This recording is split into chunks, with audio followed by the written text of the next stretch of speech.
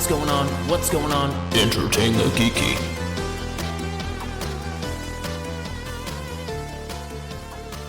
There's not 2 5s, guys. There's not. If you were counting down, there's 1 5. The audience is going to have no context. They have no idea, but that's why I did it. So this week, I get a phone call from Jason, and he's like, "Hey, we need to talk about something." And I'm like, "Oh no, are we breaking up?" And he's like, "Previews. We need to talk about previews." And I was like, "That's a great idea."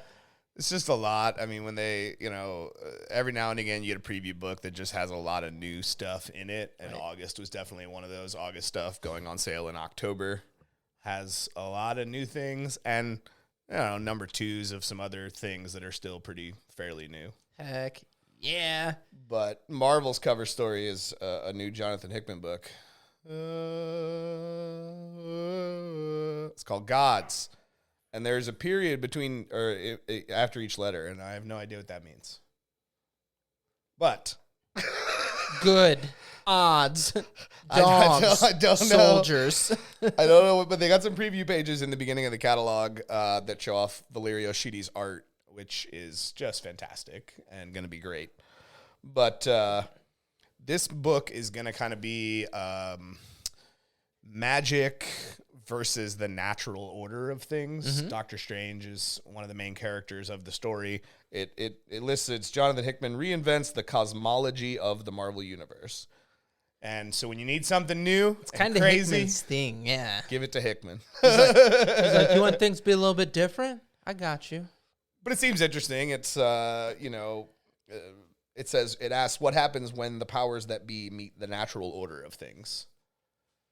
So it's magic versus the laws of reality, I guess. That's what it sounds like. It sounds that way, right? That's what it sounds like. But anytime Jonathan Hickman puts his name on something, anything, whether it's a Marvel book, a DC book, or any kind of other independent book, Image, any of that stuff, it gets freaking awesome. You should pay attention. Yeah, that guy seems to have his finger on the pulse, man. I don't know how everything he does just kind of turns to gold. Got that Midas touch. He kind of is that golden comic book writer. Yeah, they always kind of bring him on when they want to reinvigorate parts of their line, right? Yeah. So he did Fantastic Four, which kind of launched that into a new echelon.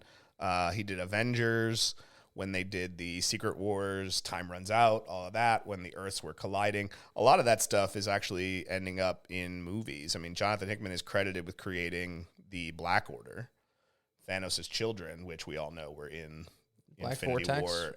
Infinity War and Endgame. Okay, yeah, that the series was it Black Vortex was the series that they were in? No, it was Avengers. It was Infinity. Okay, it was Infinity. Was the miniseries where they first debuted. What the hell was Black Vortex? Black Vortex is a book that had Corvus Glaive in it. Okay, it came later. That's what I was thinking of, the Corvus Glaive story there. Okay, that's what I was getting confused Corvus with. Glaive first appeared in the Avengers Free Comic Book Day issue, which drove the price of that book way high. As soon as they were talking about putting him in a movie, man, people lost their minds trying to get a hold of that book. I actually sold a couple of copies right around that time too, because I had like 4 or 5 of them. Like, might as well. I just always grab a few copies of Free Comic Book Day things, especially when I was an employee. Right. Nobody cares. Now they're like, do it. But Alyssa Wong and John Basaluda are also launching a new Captain Marvel book. Captain Marvel's been an interesting character because while there are runs that are popular, while there are runs that kind of take advantage of the character, it kind of seems like they don't know what to do with her a lot of the times because of how powerful she is. Yep. I think it's the Superman problem, right? Is how do you challenge someone who's basically a god? Yeah, how do we make it interesting? Right, exactly. Yeah. But I'm looking forward to that one. I always like Captain Marvel, and it will coincide with the new Captain Marvel movie coming out in November. Still coming out in November. Yeah, I don't know. The writer's strike, and we talked about that previously. It's kind of thrown things all shuffling all the schedules all around over the place. Yeah, so I don't really know if that movie's still intending to come out or if they'll release it earlier or later or whatever. But it's supposed to come out this year. So new book, new movie. Kind of seems a good time. It's freaking exciting. They're also highlighting another character. One of the things that I'm gonna skip ahead a little bit Because one of the things that is bothersome from a retailer standpoint is when Previews doesn't want to give you any information about a thing that you have to order. I just had to order number 3 of a book without any knowledge of what number 1 and 2 were. They haven't come out yet. Number 1 actually comes out next week. But so you get things like this where it just says classified. And the description just says, stay tuned for more information, including the actual title, in July. That didn't happen. It wasn't until August that we actually understood what this book was, and I just hate it. I hate that. It's bad enough having to order number 2 of a book before number 1 has even hit the shelf, right? Because you have no idea if it's going to be popular, if somebody's going to enjoy it, if it's going to be, a dud, whatever it is. So already you're in a bad position having to order the second issue of a book before you even know if the first one's popular.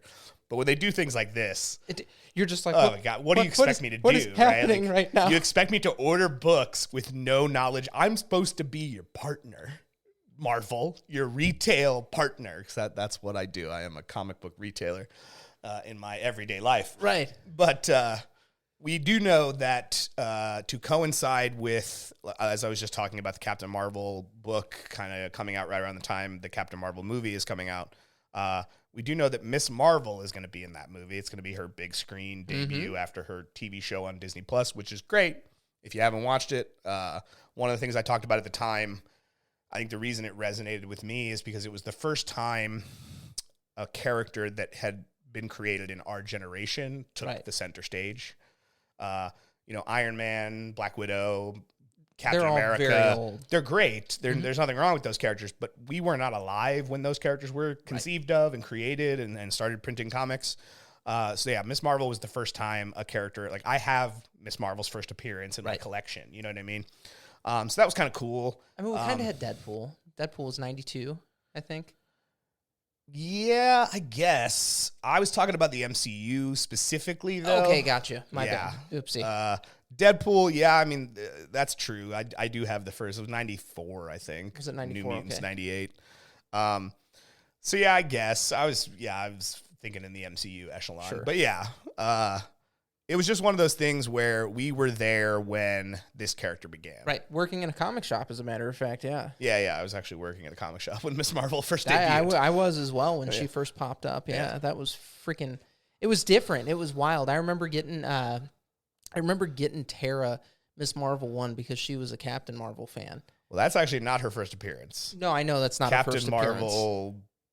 I don't remember the number. Yes, it's technically her first appearance. I know it's not her first appearance, but she was like, "Oh, this is a good jumping on point for the series because it's a number 1." Absolutely, jump on a number 1. Yeah, character debuted in another character's comic, became popular, spun off into their own series, and then just shoof, and Miss Marvel has retained that popularity in comic books since then. Yeah, they've done a good job with her. Yeah, and the little girl who plays her, Iman Vellani, is adorable. I mean, she's amazing. She's living her best little girl nerd life right now. I mean, she's a kid who dressed up as Miss Marvel for Halloween when she was a child. Right. You know what I mean? Because it was a character that, one of the things I think comics have always done so well, and we've talked about this on the show before, is everybody can see themselves in someone, right? There is a character that's you. And it just resonated with this girl. And it resonates with you. And she liked the character. Not only does she get to play the character, she's actually, what this classified book is Miss Marvel, the New Mutant. Mm-hmm. So in the television show, I'm going to get into a little spoilery territory for a sec. In the television show, it is revealed that she is a mutant. Yeah. Before that, we were led to believe she was an Inhuman because of this other thing that was going on. Well, it was 20th Century Fox had the rights to the X-Men, and Marvel didn't want to give them any more fodder to use against them. So they made her an Inhuman at a time when they were trying to turn the Inhumans kind of into the X-Men characters. Right. But the original intention for the character was to be a mutant. It was pitched that way, and they were like, no. Inhuman. How about that? We don't do mutants So we went down anymore. that road. Yeah, so we went down that road with the character. But the Krakoan era kind of provided an interesting way for them to kind of get the character back on the track they always wanted the character to be on. Right. So that's what the classified book is. That's why they weren't revealing it, because they killed Miss Marvel. Miss Marvel died in Amazing Spider-Man 35, 36, one of those books. And They did a little one-shot called Fallen Friend. That was kind of how everybody was kind of dealing with this. But Krakoa has resurrected her. She's going to be a mutant now. I'm not really exactly sure how they're going to explain that. Inhumans. We were confused about this whole Inhuman concept. They too were mutants. It was not just the gassy gas. They are a mutation. That is for sure correct. But it's not a mutation that's naturally occurring. It's a mutation that was created by the Kree. Yes. Yeah. So, roundabout way of saying, though, they're finally getting the character back in. Now, the cool thing about that is Iman Vellani, the girl who plays Miss Marvel, is actually co-writing the book. So again, she's kind of living her best nerd life right now. That's so fucking crazy. Yeah. How cool would it be, like, if at any point they were like, Chris, fucking cut your hair, we're going to let you play Spider-Man, and then you get to write him for 6 months. And then you want to write a Spider-Man book. And I'd be like, fucking done. There's been a couple of examples of that recently. Riddler Year One was going on. It was a 6-issue miniseries written by Paul Dano. Which was a prelude to, I mean, the book literally ends where the Batman begins, where the movie starts. The movie with Robert Pattinson. Robert Pattinson, yeah. So they let Paul Dano kind of decide how this character got to the point we saw him where at. We met him, yes. Yeah. It's really an interesting book. I'm trying to think. There was another one. Steel. Michael Dorn is writing a Steel book. That's Michael fucking Dorn, wild, man. Worf, if you're unfamiliar, actually voiced Steel back in the old Justice League cartoon. So he was writing a book called Steelworks, a 6-issue miniseries about John Henry Irons. Yeah. So there's been a few examples recently of celebrities writing comics. Right. So yeah, Iman Vellani is co-writing. It's not the sole writing credit. Right, I'm sure they have to like keep her within the within the spectrum of what they're trying to do. Yeah, I'm assuming the writer that actually works for Marvel is saying, okay, so this is how Marvel wants this to work, but we have freedom here, and here what can you to do? Explore what we want to do and how this character is going to be perceived as a mutant now. So yeah, the big mystery revealed. That was Miss Marvel, the New Mutant. #1 actually comes out this coming Wednesday. That's exciting. Yeah, I'm excited to read it. I like Iman Vellani a lot. I think not only is she just an amazing human being, but she did a great job playing the character. I'm excited to see her get her big screen debut.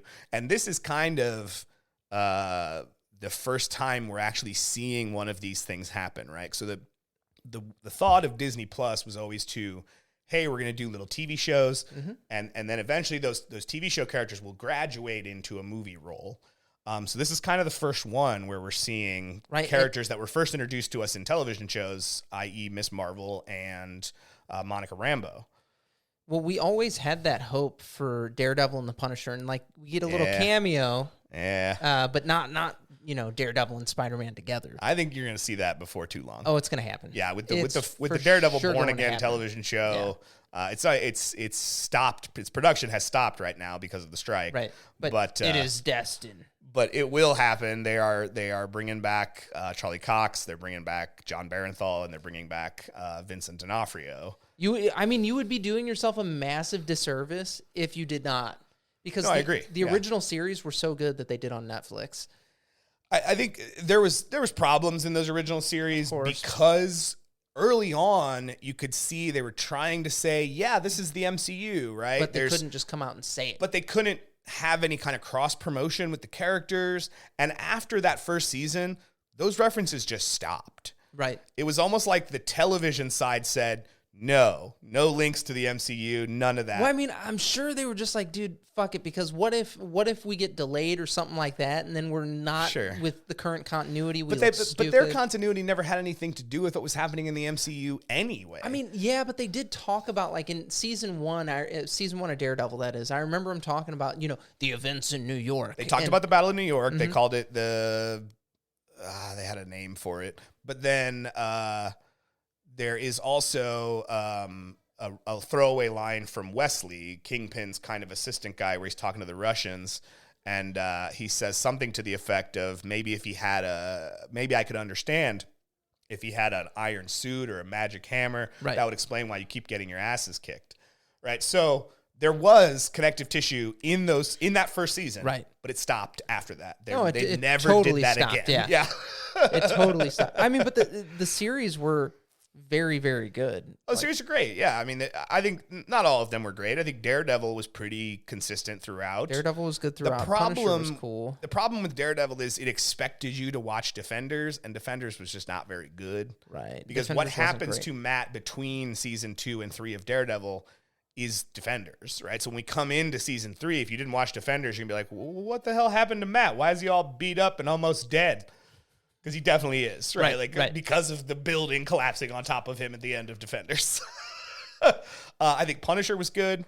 Now, I don't think that the series in and of itself was very good. I think Barenthal really just sells the character very well. Carried it, you think? Yeah, I think he carried most of that. That's not to say that there weren't some good actors in the show, but yeah, I mean the reason to watch it was because of him. When we did the first season of that show, we introduced Micro, who's in the comics kind of his sidekick. If Punisher has a sidekick, I mean it's a weird way to say it. He's just some guy that Punisher relies on because he's a hacker and he can get him information and money and all the things he might need. But by the end of that first season, Micro's gone. He's out of the story. He's got his family back. He's going to go and he's going to be a family man. Right. Going into the second season, I didn't miss him. No, not at all. He didn't. I mean, he's a great actor and he did a great job playing the character, but it wasn't impactful enough. And Barenthal's performance is so powerful. You just don't really need to have those recurring, like you do in Daredevil. Right. You want to see Karen and You want to see the night Foggy. nurse. Yes. Yeah. Punisher's not like that, right? Like No, when you drop that guy, it's not really like you're missing anything. When you watch The Punisher, you want to see that fucking one crazy guy going out there and doing what crazy people do. Yeah. And that's it. Yeah. But yeah, you don't give a shit how he gets there. You're like, no, put yourself in a crazy spot. Right. So that was a roundabout way of saying, though, like they are, the Marvels in November will be the first time we've seen some of these television people graduate into a movie role. And I'm excited about that. Super exciting. Yeah. Another thing that I'd be remiss if I didn't mention, because I've mentioned it so many times on the show, it's true. Hickman is bringing back the Ultimate Universe. Mm-hmm. Now, whether he ends up writing any of the books or not, I don't really care. He's writing the one-shot, this Ultimate Universe, this thing here. Ooh, I don't know if you can see that, is a one-shot that is going to kind of serve as an epilogue to Ultimate Invasion, which is almost finished up. There's 2 more issues, I believe, and a prelude to a new line of Ultimate books, which as soon as I get my Marvel previews for September, which I should get this week, I'll be able to tell you for sure. I don't know yet, but we know that this world is not 1610. We know that the maker is trying to turn a random universe that he's calling home into the Ultimate Universe and control it, and through some time travel and some different things. But we know that events here, at least from what we've seen so far, events here are happening very differently. Just one big example that springs to mind that happened in issue 2. We recreate the moment from issue 2 of Ultimates, where Iron Man is flying through the city, testing an armor, and the butler, someone asks him a question, and the butler says, I don't think he considers it a successful test unless he waves at every single lady in every building along the path from here to the Stark Tower. And when he gets back, and everything is presented exactly the same way, except that when we reveal who's inside the armor, it's Howard, not Tony. We talked about that, I think, last episode. Yeah. So I don't know that if that's going to be the case going forward. I mean, I don't really think you can, if you're pulling a guy from the ice that's Captain America, it's Steve. If a Norse god is coming down to Earth, it's Thor, right? So those kinds of things seem constant, but the Iron Man thing, I guess you could shift it and you could probably still get the same effect, because what we see in his dad is the same kind of guy. Right. He even has that same line where the butler brings him a martini and some military guy says, a martini? It's 10 a.m. And he goes, not in Moscow. And he drinks his martini. So could that rich, sexist playboy guy in a suit of armor be the same whether it's Tony or Howard, yeah, it probably would be just the same, right? Howard was that guy too. Tony got it from Howard, right? Right. So, Like father, like son, you know? yeah. So I don't know how much of it will be what we know. I don't know how much of it will be the same as what we saw in the old Ultimate Universe. We do know this is a different designated universe entirely. It's not 1610.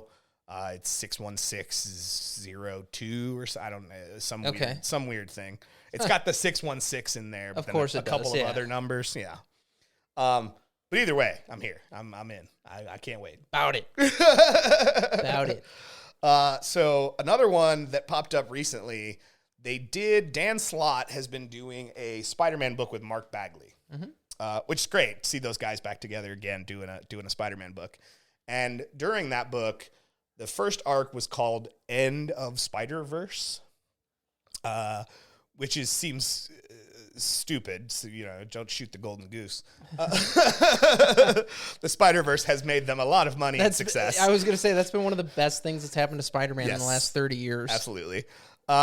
But during that story, Peter Prime, or 616 Peter, Right. Got wiped from existence. Now, he was reborn as Dr. Peter Parker, having never gotten bit by the spider, and ultimately he's fine, and it ends, and he's Spider-Man again, whatever. Right. But throughout that story, or toward the end of that story, a character popped up called Spider-Boy, and he's a weird little kid Extra eye things on his in a spider costume. Yeah. And sneakers, because that means you are a child. That's how they keep Miles Morales young. Yeah, that's how you know. You get to put the sneakers on there. And when he popped up, they were like, "Who the hell are you?" And he was like, "Are you kidding? I've been your sidekick for 10 years. You don't remember me?" So it's a retcon in a way to say something has gone wrong with Peter where he forgot that he had a sidekick. This is a sidekick, though, that we've just never known, right? I mean, the way they describe him, after the events of the end of Spider-Verse, Spider-Boy's secret history as Spider-Man's sidekick was nearly forgotten forever, but now the mysteries will be revealed. So Spider-Man had a secret sidekick that we just never knew about. I've not let you guys know this for the last 60 years. It didn't seem like pertinent information. Well, and in and of itself, it's a retcon, right? It is. And it's, but it seems interesting, right? I mean, I like spider stuff. I mean, shit, dude, I'll totally read it. Yeah, I like you know stuff. me. I'll read the spider books. Yeah, I know. In fact, that's one of the things we need to talk about is the return of, I think, what is probably one of your favorite spider books. Superior Spider-Man is coming back. Ooh. It's weird to see, but yeah, the Superior Spider-Man. Seeing the fucking claws. With his claws. And the, his eyeglasses. Yeah, and it's because he was Otto, right? Yeah. And even though he was in someone else's body, apparently he still couldn't see good. It's that, or he's like, I gotta super zoom into this shit. I guess. I don't really know. But Dan Slott is going to write it again. Giuseppe Camuncoli, the artists that are listed on this first issue, because this is a one-shot, are Giuseppe Camuncoli, Humberto Ramos, Mark Bagley, and Ryan Stegman. I believe... And fucking Stegman, one of my favorites for I believe Spider-Man. Ryan Stegman is the one who did the original Superior Spider-Man. He did. So he was the artist when they started it. I think they got away from him. Yeah, that and then he was also the artist on Scarlet Spider, which is my favorite series. Yeah, so yeah. Well, and he's love Ryan Stegman. He's also he did Venom when Donny Cates was writing Venom. He did. Yeah, he was doing. At the very least, he always did the covers, whether or not he was always the one doing the interiors. Right. I think they just brought him back for special things after the initial run. Well, his covers are the shit. I think he does my favorite covers. This cover is Stegman. Yeah. And that's for sure him. This cover is Stegman. That's for sure him. This one on the page here. You're a fucking nerd when you can tell who's drawing your covers. Yeah, I'm a weirdo though. Like that. I with Stegman, he sticks out like a sore thumb to me. I'm like, that's Stegman. So there has been a She-Hulk book going on that's been fantastic. Yeah. Why they are relaunching it, who knows? But they are relaunching it as a sensational She-Hulk. And again, I don't really know why. It's the same creative team. Because number one, sell more books, bitches. Rainbow That's Rowell. why. Rainbow Rowell is still the one writing it, so I'm not really sure why they're having her relaunch a book she's already been writing. I told you why. Well, okay, number one, sell. Truth be told, this is gonna be Sensational She-Hulk, which was the title of her book for a long time. The other one was just She-Hulk, and they used that book to reintroduce Jack of Hearts. That's a deep cut. If you're not familiar, Jack of Hearts is an old Avengers character. I think he was on the West Coast team, Avengers, if I remember right. But when they did Avengers, he died, and when they did Avengers Disassembled, the whole thing kicked off with him like coming back as a zombie and then exploding and blowing up Avengers Mansion and killing like Hawkeye and a bunch of other people. They had it coming. Division died that day too. Yeah. Ultron was reborn. It was a whole crazy thing that Brian Michael Bendis did. But the She-Hulk book that has been exploring Jack of Hearts kind of being reborn and coming back into this world, She-Hulk, Jennifer was always the one that was close to him. I think they dated for a while. And so when he came back and he didn't know what was going on and he didn't know what had happened, he went to her. And so that book's kind of been exploring their relationship, kind of her trying to help him reacclimate to being an alive person in the world. So while the current She-Hulk book has not ended yet, I would assume maybe that's why the relaunch is happening, because we're going to wrap up the Jack of Hearts story and then we're going to take it into a new direction. But again, same creative team. So I imagine the quality of the book will still be way up there because it's a great book. Then you guys can get your number one. Yeah. That's what this is really it's about. It's a jumping on point. That's what they call it. A couple of things to mention real quick. The White Widow is Yelena Belova is back. I imagine that's because she's going to be the Widow going forward in the movies. Of course. I have to say, man, like when the MCU started and it was this entity in and of itself, and they were like, well, we're going to be borrowing from this, that, and the other. Yeah. It's its own thing, though, so you have to treat it like it's its own thing. It took its early inspiration from the Ultimate Universe. I know. I'm not denying that whatsoever. But then to take it and to be like, all right, man, look, get them all here. I guess it makes sense, though, because you're going to sell more comics if that character is relevant. Yeah, it's all about synergy. After Guardians of the Galaxy became a hit, Star-Lord in the comics started dressing like Chris Pratt. So it's synergy. I think it's so if I saw that movie and it made me go, I kind of want to go into a comic store, I would immediately recognize the thing I was there for. Oh, there he is. There's Star-Lord, right? Chris Pratt in comic, yeah, exactly, right? And Yelena is going to be the Widow going forward. Not only that, she's going to be in the Thunderbolts movie that's going to be coming out next year. Yeah, she is, and so is David Harbour. Yeah, as Red Guardian. So yeah, that should be fun. Carnage is being relaunched. Again, we do this all the time with Carnage. Yeah, I don't really know why. The current series that Ram V's been doing has been great. I'm not really sure. Unless it's to set up some kind of future event or something. I'd imagine something that. This was actually launched or previewed in the last previews. This is number 2 here, but because Marvel has the 20th Century Fox stuff now, which is just 20th Century Studios now. They took the Fox out and it's studios. They've been doing Alien books. They've been doing Predator books. They've been doing Planet of the Apes books. They've actually all been pretty decent so far. I mean, some have been better than others. It's really just about using the properties, though. Yeah. Yeah, the first arc of Predator was better than the current arc that's going on. But that's not to say the current arc's bad.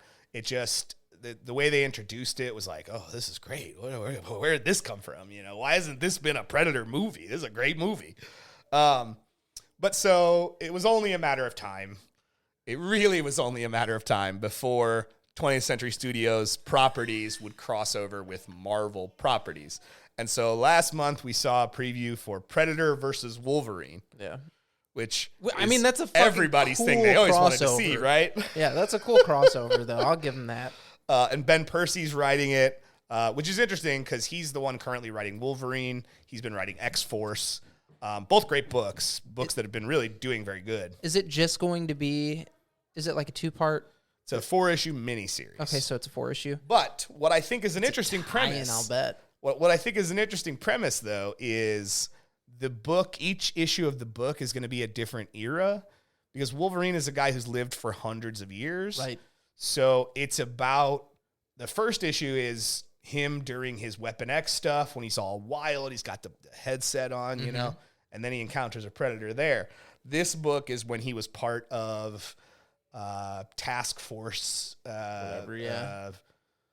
What the hell was that? Weapon X. When he was part of Weapon X and he was like a contracted government killer and stuff like that. And then I imagine eventually, whether it's issue 3 or 4, we'll get to as an X-Men Wolverine dealing with Predator. It's an interesting premise to kind of jump eras. It is cool, because what if they were, so this is like a proving grounds for them. So what if, you know, the thing that they have to prove themselves against, and the thing all along was always Logan. Right. That'd be Wolverine just keeps getting in the way. Yeah. If you can kill this, you're the man. That's what that means. Or the fucking vagina face, or whatever we call you. So that's kind of all the new stuff that was popping up in Marvel. It's fitting that we just talked about Predator versus Wolverine, because not to be outdone, DC is launching Justice League versus Godzilla versus Kong. So, and this is what Justice League did. Not to be outdone. DC did. This is what they did. They said, oh, we see your puny Predator. We'll raise you 2 fucking kaiju. Godzilla and Kong. Yes. Yeah, the most popular ones ever. What's up, bitch? And then they mic dropped. You're right. Now, this one, look, while I think the Predator-Wolverine thing has an interesting premise, they found an interesting way. I mean, I don't know. I haven't read the first issue yet. But it seems like they found an interesting way to tell the story with the time jumping and kind of seeing Wolverine in different eras. I don't know that I care about Justice League versus Godzilla versus Kong.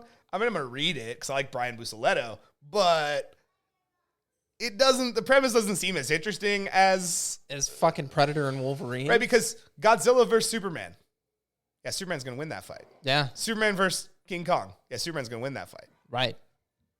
You be a big kaiju monster all you want. This is an alien man who's indestructible. We're talking about, it's basically if Jesus Christ himself was here to fight you, that's what Superman is. Right? Like, Superman could literally let Godzilla swallow him and then just burn his way out of his stomach with his laser beam eyes. Or he could freeze him with fucking frost breath and then punch him and he would explode into a million crystals. And you could say, oh, Wolverine's kind of got that going on too. Yes, you're right. But Wolverine also can be damaged so much that it would take his body literally hours to regenerate. Or you can't damage Superman. Or years. Right. No, not years. Hours. Hours? Healing factor, yeah. Yeah, no. I'm thinking healing factor, but when Magneto ripped his shit out back in the 90s, he was fucked up bad and almost died. So that was a very different scenario, but it also didn't take long for his healing factor to kick in. Now, I will say there was a moment where Wolverine regenerated from just a finger, and that took a day. Just one day. Okay, that's from not his so finger. bad. That's right. Not so So bad. yeah, like I think that the adamantium skeleton getting ripped out, what they at the time, Scrambled what they said, his brains or something. something. It like sent his healing factor into this weird overdrive mode where it just wasn't really sure what to do because it had become so accustomed to the adamantium poisoning being something that it was constantly working to keep from killing him. Right, because any other person would be dead. You'd die. Yes. Adamantium would poison your blood and you'd be dead. That's what happened to all the test subjects until they got to Wolverine. Right. But so yes, I just look, the Predator is definitely capable of saying, I have defeated Wolverine. Right? I made him when have you a can bad no day. longer get up and fight me and I'm still standing, you've lost the fight. It's much harder to do that to Superman. Right. Unless you got magic or kryptonite. And I don't think Kong or Godzilla got either of those things. What we're going to find out is Godzilla's spike things up and down his back. Are made of kryptonite? Are made of kryptonite. He's got a kryptonite-lined stomach. But so either way, I'll read it, right? I'm excited. I like comic books. I'm excited to check it out. I just don't know that the Justice League as a team, Kong and Godzilla can actually challenge that strength that they have. I don't know. Maybe I'm wrong. Maybe we'll find out. So here's one of the things that I want to know, because James Gunn is trying to keep all this continuity. Well, he hasn't even started yet, so we don't even know. But I'm like, man, how the fuck are you going to do this? Because King Kong, Godzilla are showing up and all this well, shit. Well, that's comic books. That's different from what he's doing on the big screen. But I didn't know if he was going to be trying to bring some of the big screen stuff into the comics and try to keep all that cohesive as well. I don't think that there's going to be as much synergy as we expect. I think that the comics will still exist kind of as their own thing. Now, he has promised that animation things will tie into it. Yes. Video game things potentially. I'm not really sure how you work that in, but he hasn't mentioned anything about comics. Comics will still be comics. And you can say that with the MCU too. The MCU comics, they're not exactly the same. The MCU versus the Marvel comics, they're not the same, right, in any way, because these people have different histories than the characters in the MCU do, right? So while they might look similar, while we dress this character the same as he appears on screen, his motivations and the journey that he's had are completely different, and they always will be. We're not going to change that to we're not going to change 15 or 20 years of MCU. I mean, some of this stuff, 70. I mean, Captain America was a character in the 1940s. Right. We're not altering that to fit with this. Right. We will let this inspire that, but not vice versa. Right. That will not inspire this. Makes sense. Yeah.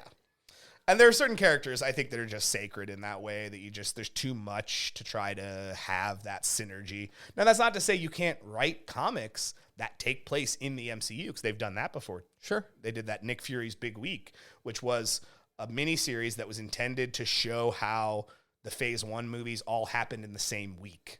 Fury had a huge week. They started with finding Captain America in the ice. Then all the shit went down with Iron Man and Iron Man 2. Then they found Thor's hammer in New Mexico, and Incredible Hulk's in there somewhere too. It all happened in 1 week. Fury had a really big week. And that was the comic. It was called Fury's Big Week. Could you imagine being the guy, the Fury that goes in there and has to clean up all that bullshit? Holy cow. Yeah.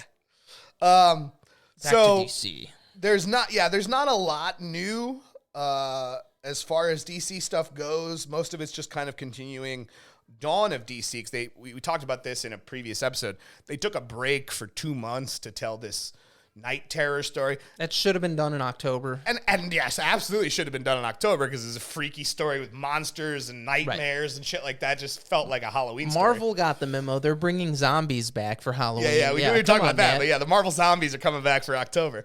But so a lot of this in the DC previews is just, okay, now we're back to regular DC releases, the Dawn of DC stuff, the new Superman book and but those aren't brand new. They've been going on for a while. Although Superman is about to hit its 850th issue. Shit. Number 7 of the new Superman run will actually be 850 of Superman as a character throughout the years. That's fucking crazy. That's its legacy number.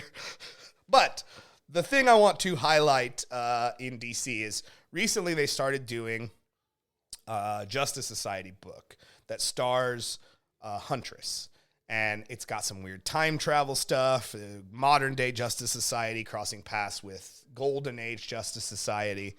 Ultimately, when Bendis came over to work with DC, 2 things he wanted to get back into the story were the Legion of Superheroes, which he did, and the Justice Society, which he kind of laid the groundwork for, but let other people kind of go from there. Like the Justice Society book, I think, is being written by Jeff Johns, if I remember right. I mean, totally fair guy. Jeff Johns, he's good. Mikel Janine, yeah. So we're finally to the point where those seeds that he's sown are finally going to start to bear fruit. With the launch of 3 brand new books, Wesley Dodd's Sandman, which is it's hard to see. This guy here, he wears a gas mask. He kind of like when Neil Gaiman did the original Sandman, he basically had a request, like, can I make a new character that has the same name? And they were like, yeah, sure. But they initially had thought what he was talking about was Wesley Dodds, right? Who has all the same powers as the Sandman, right? He's got the little sand, and he pocket sand, he puts you asleep. Night. Yeah. Yeah. That's why he wears the gas mask, to prevent himself getting hurt or getting affected by it. So Wesley Dodds, the Sandman, number 1. will be written by Robert Venditti with art by Riley Rossmo, which I am very excited about. He's a weird kind of Picasso abstract type of artist, and some people don't like it at all. And I understand why some people don't like it. I love his art. I think his art is so weird and awesome. It's just so colorful and pops, and it's so vibrant. I just love it. So I'm excited about that. He's like, I get good and stoned, and I fucking read that book. I do. They're pitching Sandman as a... they're pitching Wesley Dodds Sandman as a crime noir story, which also I think Riley Rossmo is going to be great at telling through the art. So yeah, I'm really excited about that. The second of the new series launching is Jay Garrick, The Flash. Mm-hmm. Now, Jay Garrick, if you're unfamiliar, was the original Flash. All of these characters were the original Justice League. They were called the Justice Society, but that's what they were. Flash, Green Lantern, Hour Man, weird characters. Elastic Man, or wasn't Plastic Man one of Man. them? Yeah. Hour Man was literally a guy that would put this little patch on his arm and he would get superpowers for 1 hour. Thank God. That's how it worked. Talk about League of Regrettable Superheroes. So yeah, the second series is Jay Garrick Flash, being written by Jeremy Adams, with art by Diego Oltrugui, which I'm not familiar with. I don't know who that is. Don't know who that is. Maybe he's a new guy. I do know Jeremy Adams. But again, that's another one. The third and final series, the one I am the most excited about, is Alan Scott, the Green Lantern. Alan Scott was the original Green Lantern. He has a ring, but he wasn't part of the Space Cops. His power came from a ancient meteorite that had fallen to Earth called the Star Heart. So he didn't have to recharge his ring. The ring was its own power source. He had fashioned the ring from the Star Heart. So as long as the Star Heart exists, his ring always has power. Now, they've played that up with some interesting things. Oh, the Star Heart's gone, or oh, it got destroyed. Oh, now he has no power, whatever. But he's the Green Lantern before they turned it into Space Cops. His ring would not affect wood. It could not alter or move wood at all. And the color yellow thing actually came from him as well, because he had a arch nemesis called Goldman. Oh my God, who was colored entirely yellow, and he had a gun that turned everything gold. Jesus Christ. And he couldn't affect yellow. No wood and no yellow. No wood and no yellow. Those are the two, man. So Alan Scott, the Green Lantern, is being written by Tim Sheridan with art by Sion Tormey. So I'm just excited that not only are we bringing back classic Justice Society characters, but we're going to see them interacting with modern DC characters. That'll be interesting. Right? This time travel, this wibbly-wobbly, timey-wimey stuff that's going on in the Justice Society miniseries, maxi series that's going on right now. Ultimately, I think, based on the fact that we're launching 3 new series that are part of the modern DC comics, we'll end up bringing these ancient dudes into the future, and we'll have a new Justice Society team made up of the three of the core founding members and other people. Some other folks. Who knows? And Archie. Archie's going to show up. There's been no preview of the new Justice Society book. But, again, there's not much else, right? I mean, there's the Wonder Woman book has number 2. It's being written by Tom King. I'm actually pretty excited about that. If you're unfamiliar, Tom King definitely has a penchant for, similar to guys like Jeff Johns and Jonathan Hickman, take things that have gotten a little formulaic and throw all that shit out the window and do his own thing. He recently did books like Miracle Man, kind of bringing Miracle Man back into the fore. Strange Adventures was an awesome maxi series he did about Adam Strange. He did a Rorschach book that took place in the modern day. Oh, that's fucking cool. And it was about a killer who was wearing the mask of Rorschach and like using the name of Rorschach, and this like detective is to investigate it, and it goes into this weird conspiracy. Do you know, in the aftermath of Watchmen, people got really scared about squids? Like, there was a whole cult that popped up, which just makes total sense to me, because if it's the real world, that shit would definitely have happened. Where we were training people with like real squids on the best way to kill squids so that when the squid aliens came down to destroy us, we're ready, man. We've been killing squids for 20 years. We got this. We're ready to kill squids. Son, it's time to begin your training. It was. Come to the fish tank. Oh, serious. That's literally how it was going down in the book, is this whole cult of people who thought that the first squid they saw at the end of Watchmen was just like a scout and a whole squid army was going to come to Earth. It was hilarious.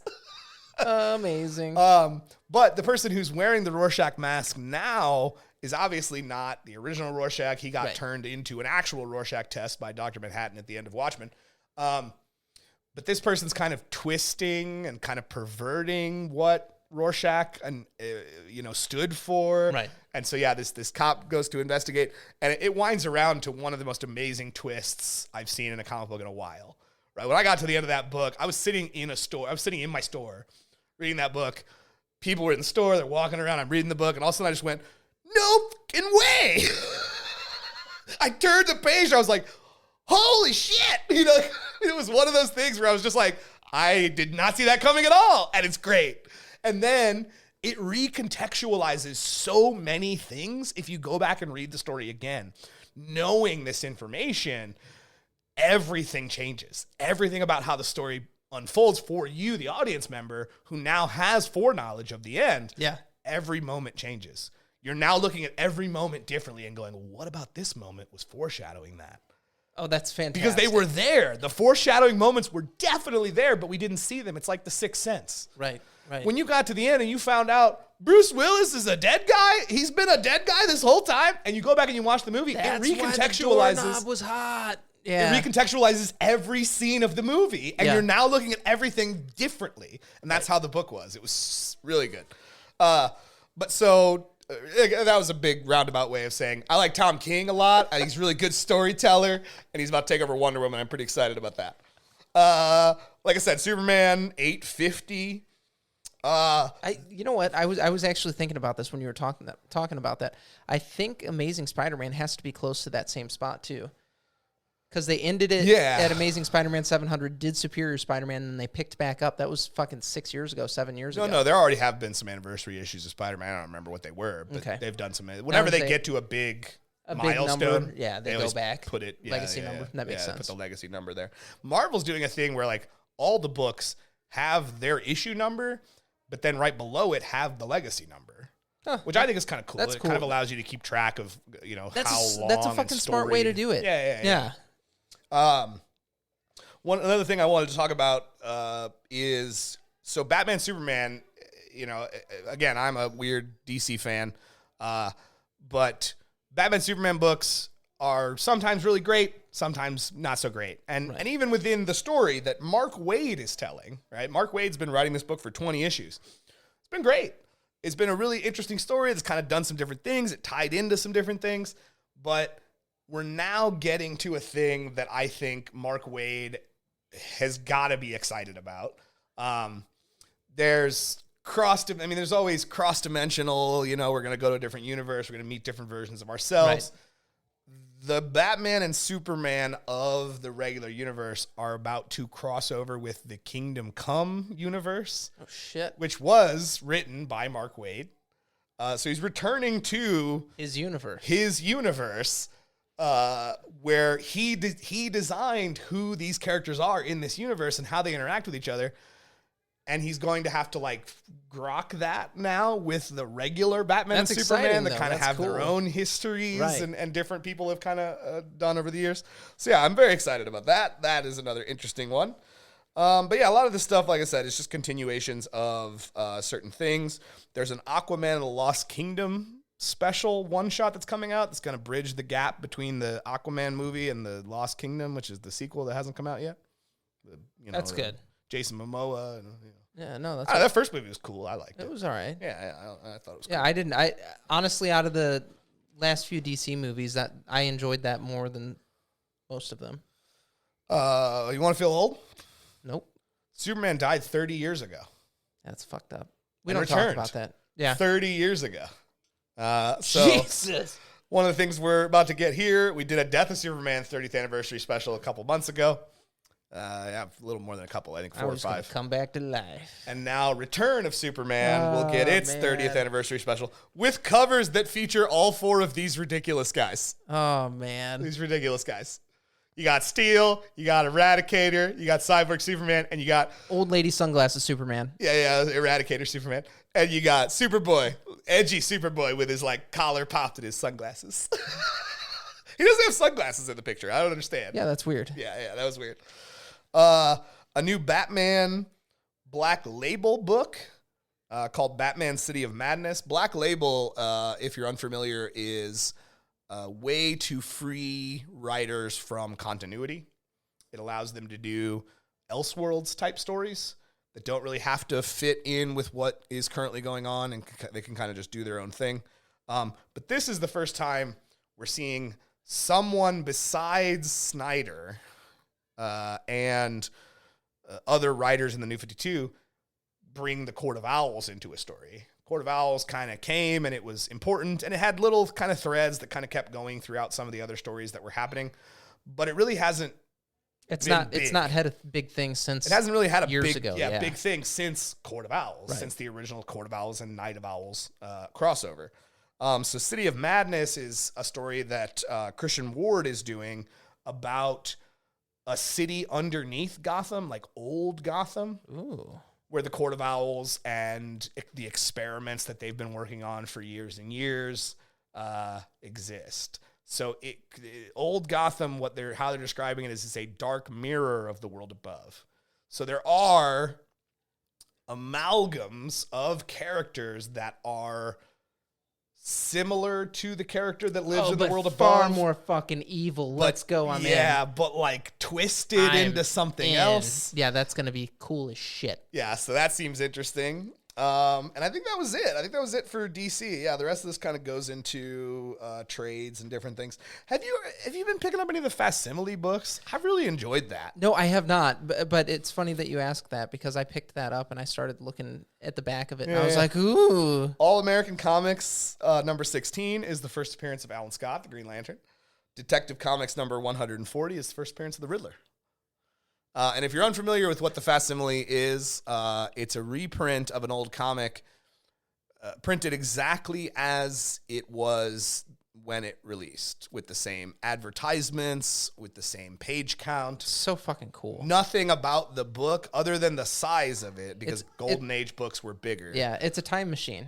Yeah, other than the size of it is different. Everything else remains exactly the same. So fucking Those weird old like Atlas Man ads where like the strong guy would tell you got to get strong, or those weird little ads that told you to buy X-ray specs or weird little things like that. Like those are all still in there. They're presented exactly as they were. Amazing. They even do color grading on them to make them look retro, which I thought was really an interesting thing. Dude.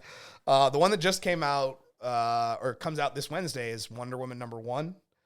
Not original Wonder Woman #1 when Perez took over and kind of redid Wonder Woman's origin to tell us that she was made from clay and how the Greek gods kind of all had a hand in shaping Amazon and the Amazonians and stuff like that. So yeah, that one, again, like I said, presented exactly as it was, all the old ads. That book is dark.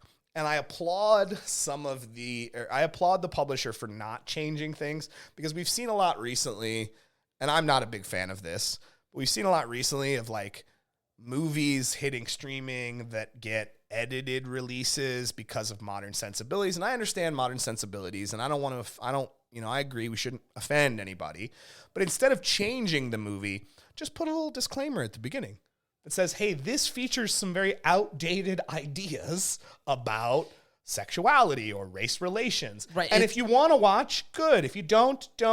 It's important. It's important that we have that stuff out there, just at least at very minimum, so that we have an understanding of how far we've come. Where we've come from. Yeah, exactly. Because if we don't, we'll surely get lost again. Yeah, exactly. People are really good at being dumb. So I applaud them because, again, Wonder Woman #1, it's hard. It's a hard read for modern sensibilities. And I don't want you to think that I agree with any of these old things. When I'm reading the book, I am also disgusted. But I appreciate that it's presented in its original format. Should be. It should, to preserve, not only to preserve what it was, but to bring it to an audience that, like you said, can see how far we've come, can see where we were versus where we are, and go, look how much progress we've made. Right.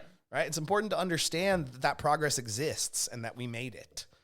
So I appreciate that. And I like it's a fucking awesome thing.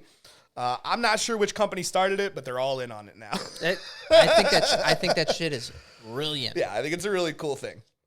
But yeah, so that's pretty much it. Like I said, the rest of this is just kind of trades and reprints and different things like that. New trades, old trades. But yeah, that is Marvel and DC previews. Yes. I mean, so what I'm going to say is, if you guys have not had a chance to already, go to your local comic and gaming store. Yes, quite. Ask them to see the previews. Oh, yeah. Flip through that shit. Those are free. They're free. Right. Free previews. Free preview. They give them away for free. You used to be, like, we used to have guys come and hang out. There was a giant previews book back in the day. Well, there's still a giant catalog. It just doesn't have Marvel It's not and DC for this in shit. it. Yeah. Yeah. They have their own catalogs. But you can go through this book, and it's a phone book. Oh, they're phone books. It's a phone book, and you can go through the... For you youngins, a phone book was a book that had a list of phone numbers in it. All of them. All the phone numbers in your area were listed in that book. It's weird, right? It's fucking crazy. So, yeah, I mean, just, it's, this book of biblical proportions that you can go through and you can become informed. The crazy part about it is guys would come into the shop and they would sit down if they didn't get a copy of it, and they'd be like, hey, I'm going to look through this for a little bit. Sure. An hour or two. And they would thumb through that shit, and they'd be like, all right, hey, I need to order this, and this. Yeah, add this, and this to my pull. Yeah. It's legit. So get you some previews in your life. Enjoy it. Yeah, the big catalog, I think it's still only $3. It's $2.99. And when you buy it, you get these automatically because, again, these are free. So we just shove them in the book. And if you buy the book, you get the extra. Soon, Image will have an independent its own thing as that's well. Cool. Image has recently started distributing exclusively with Lunar. Okay. So while they haven't released, this Lunar releases this one, the DC one, because they distribute DC books now, or have been for a while now. That's a weird way to say that. But with Image just now making the move, you can go to their website and you can look at the catalog for free, or if you're on Pullbox, you can look at the catalogs there for free. But I think starting October, maybe September, I don't remember if there was any listing for an Image catalog, but there will be an Image catalog. It's just Image books. People like to say the big two. No, there's Marvel and there's DC. 3. No, it's big 3 now. Image is definitely right up there. When their series are fucking blowing up Amazon, like, it's hard to deny. Sure. I mean, I think Image had a little bit of a renaissance recently with new Spawn stories. Kind of Todd McFarlane took a more vested interest in kind of revamping Spawn. Walking Dead was a huge television show. Invincible. Now a huge show. A huge show now, at least after the first season. I'm looking forward to the second season quite a bit. The first season's pretty good. I made my kid watch it, 13-year-old. Oh, I was about to say, you let your children watch Invincible? That is not for kids, bro. Well, because I told him, I was like, dude, this is a lot, but it's fucking sick. I always used to say, whenever I was pitching Invincible to customers, I think I might have said this to you when you were just a customer and I was the clerk. Invincible is a superhero book for people who don't like superhero books. You probably did. I probably did. I used that pitch whenever someone got interested in Invincible. Whenever someone was like, what's this? Fucking cool. It's a superhero book for people who don't like superhero books. It's so cool. It's so cool. It has all the same tropes and goofiness of superhero books, but it's also ridiculously violent. Oh, my God. And at the heart of it, this father-son story. Look, Superman is doing a little bit of that now. The difference, though, is Superman's not a villain. Mark's father, Omni-Man is a villain. Evil guy. The Viltrumites are villains. They're if Krypton didn't blow up, right, and just Roman Emperor started trying to conquer the whole universe, right? So it provides an interesting disconnect that I think we didn't even have at the time in Superman books. No, it didn't exist back then. We had Superboy, but Superboy was not Clark's child. I think the closest thing that we got to anything remotely like that was like a one shot or a short story like a Superman Red Son, where you get to see if the good guy goes bad. You don't get to see a father son dynamic in that though. So yeah, very cool series. Also, Omni-Man's going to be a bonus combat character in Mortal Kombat 1. No. Same with Homelander and Peacemaker. So you guys need to go to entertainthegeeky.com. You can follow us on all of our social media there. If you are listening to us for the first time, be sure to like, comment, or subscribe. Thank you so very much for hanging out with us. And as always, stay geeky.